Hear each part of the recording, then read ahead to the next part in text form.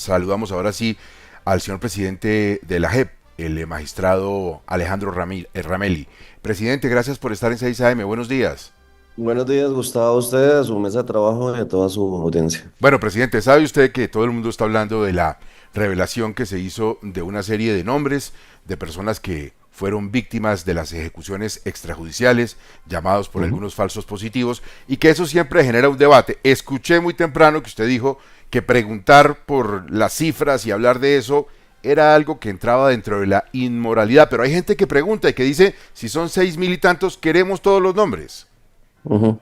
Sí, gracias por su pregunta. Bueno, lo primero yo sí insisto en que realmente acá no es un tema de cifras, estamos hablando de seres humanos, estamos hablando de familias, de tragedias.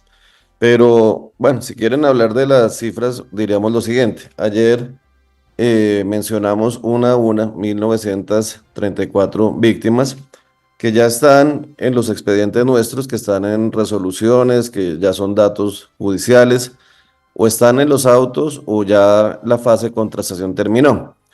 Y los demás, pues están en fase de contrastación. Entonces, digamos, esa es la situación procesal. Los 1934 es porque ya están en decisiones judiciales o ya se terminó la fase, digamos, de contrastación y por eso fue que los revelamos completamente. Y los demás igualmente están contrastando, pero también quiero aclarar, pues que los demás que están en la base de datos igual tienen nombres y cédulas y demás.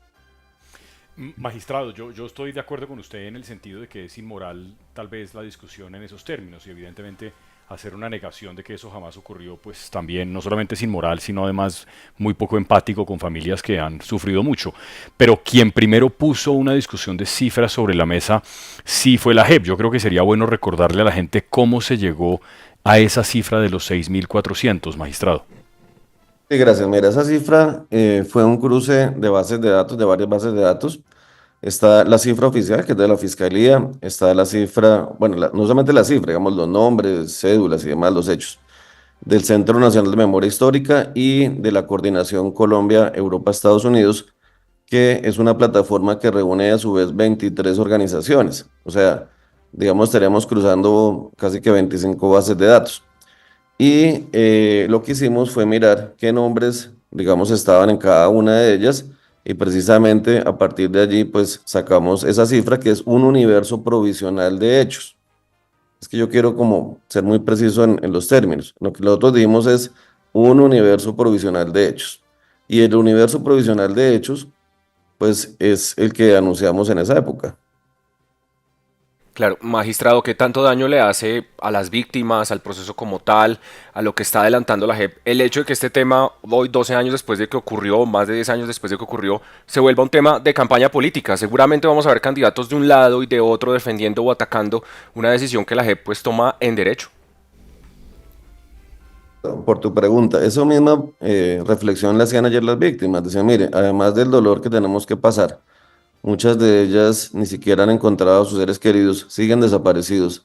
Además de toda esa violencia que sufrieron, pues ahora les toca estar en esta discusión sobre una cifra, lo cual es revictimizante. Y también me hacían una petición que la vamos a estudiar y decían, bueno, ¿y por qué nadie pregunta por los nombres de los victimarios? Y aquí tenemos, y hay que decirlo, más de 4.000 miembros de la fuerza pública que están sometidos a la jurisdicción por esos hechos.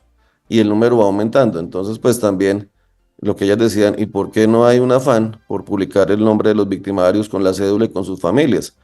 Porque siempre estamos publicando los nombres de las víctimas, precisamente revictimizando, y por qué no publicamos los nombres de los victimarios. Estamos hablando con el magistrado Ramelli, el presidente de la JEP, sobre este asunto de las ejecuciones extrajudiciales. Presidente, en ese sentido, yo también oí la petición de una de las madres de Soacha, creo, de que se publiquen los nombres de los militares involucrados. En ese sentido, y de la misma manera en que se publicaron los que estaban perfectamente verificados, ¿cómo sería la publicación si ustedes lo deciden de los nombres de esos militares? ¿Tiene que haber una condena de por medio para saber el nombre?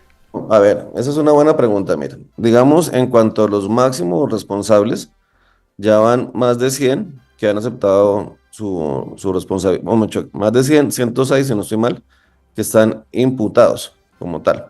De esos, cerca del 85% han aceptado. Esos nombres son públicos, o sea, esos nombres, digamos, están en los autos, están en las audiencias y demás. Lo que pasa es que hay un universo de comparecientes que son los no máximos responsables.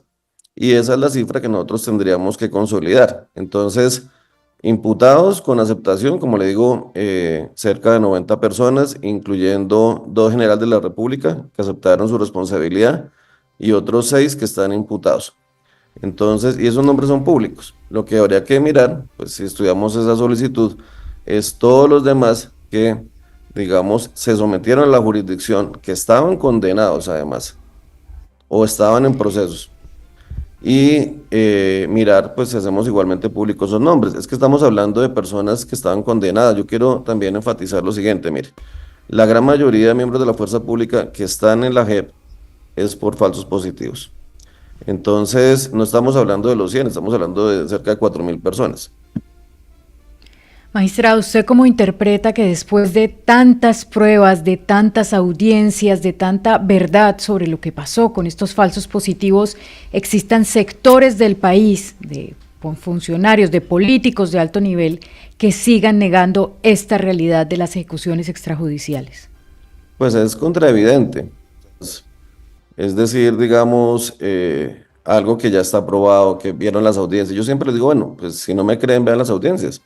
Yo los invitaría muy amablemente a que vean la audiencia de Abeiba, la audiencia de Medellín, la audiencia de Yopal, la audiencia de Catatumbo, la audiencia de Casanare, y ahí están. Ahí están. Entonces, y eso lo ha visto todo el país. Entonces, ese negacionismo, yo creo que es un poco el temor a la verdad. Precisamente una verdad que estaba oculta, una verdad que estaba en los cementerios, que hemos ido desenterrando, y que obviamente a muchos no les gusta, pero esa es nuestra función. Magistrado, estamos en la fase nacional de este caso ya de las ejecuciones extrajudiciales. Hay pruebas de que el expresidente Juan Manuel Santos, cuando fue ministro, tuvo culpa por omisión de lo que pasó y que el expresidente Álvaro Uribe instigó lo que ocurrió con las ejecuciones extrajudiciales. Sí, mira, nosotros por mandato constitucional y también quedó en el acuerdo de paz, no tenemos competencia para investigar expresidentes. Entonces, pues la respuesta sería, nosotros no tenemos competencia. Eso es una competencia de la comisión de acusación. Santos lo admitió en la JEP, por supuesto. Sí, ¿no, sí, Alfonso? Voluntariamente. Sí, voluntariamente. Correcto. Pero entendemos que no es de la competencia del magistrado. Presidente, muchísimas gracias. Buen fin de semana para usted. Seguimos Gracias a usted, pendientes de Gustavo, ustedes. Espinosa, a todos sus colegas, que estén muy bien. Hasta luego, presidente. Chao. Alfonso, es curioso con esta cifra de las ejecuciones extrajudiciales. Hay algo que tal vez los oyentes de Caracol Radio, la gente que nos sigue en el 1, tal vez no recuerda y es bien importante que lo pongamos sobre la mesa. Que es la dimensión de la cifra, Gustavo. Una de las frases que dijo ayer el magistrado Ramelli, que tiene razón, es que la pregunta por las cifras no es ética. O sea, una sola muerte es condenable. Claro. Pero hay que recordar que en la mayor parte de esta historia se pensaba que los muertos por falsos positivos, por ejecuciones extrajudiciales, 1800. eran muchos menos. Exactamente, Gustavo, fue 2.248 víctimas.